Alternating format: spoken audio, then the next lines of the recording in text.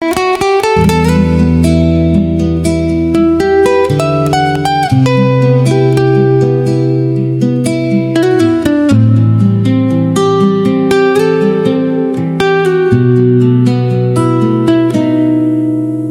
usa ka gamayng balay, adunay batang buotan.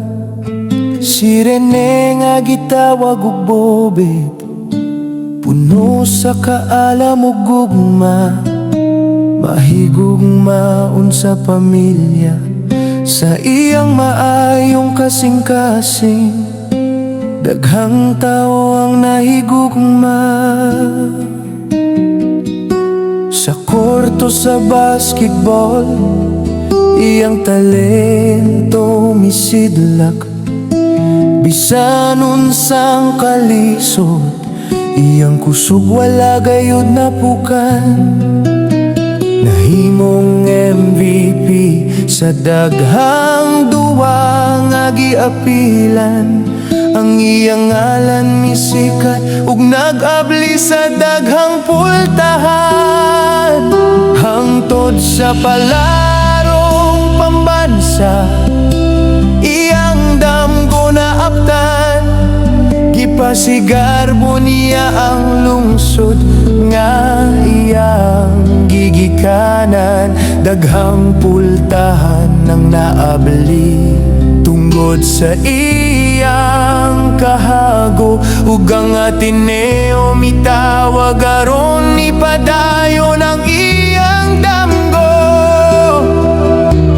Bobet, Bobet, ngano man nga sayo kang mipahawa. Daghan pa kayong damgo nga wala pa nimo nakabot. Gusto mong hawason ng pamilya, gikan sa kalisod. Apan kalit nga naputol ang imong matahom nga kabugmaon.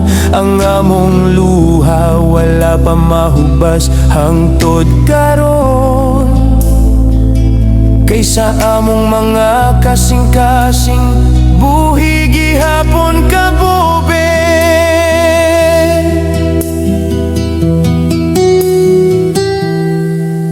Malipayon ang tanan sa imong bag-ong kapalaran. Kay duol na unta ang adlaw sa imong kadaugan. Apan sa wala damha, miabot ang dakong trahedya. Sa dagat nga imong gisudlan, dito ka gikuha sa kapalaran. Kauban ang imong higala sa maong makalilisang nga adlaw. Kamong duha na lumos ug wala na makabalik pa. Nahilom ang kalibutan sa imong amahan ug inahan. Kay ang ilang pinalangga nga anak, dili na nila mahagkan. Mga pangutana nga walay tubag sa ilang hunahuna. Nganong ikaw man Bobet, nganong nahitabo man kini. Matag gabi ilang luha, dili mapugngan sa agas. Kay ang kasakit sa pagkawala, lisod kaayong dawaton. Bobet, Bobet, dungga ang among mga pag-ampo. Bisan wala ka na dinhi, dili ka na mo kalimtan.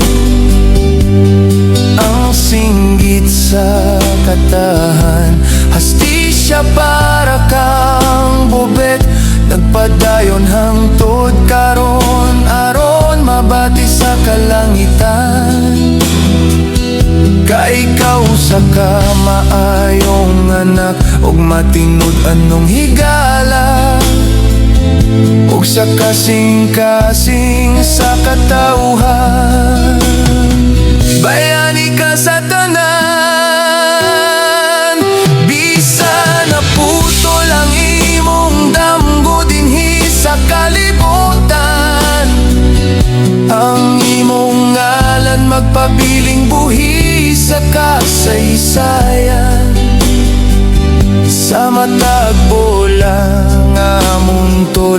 matag duwa nga dulaon.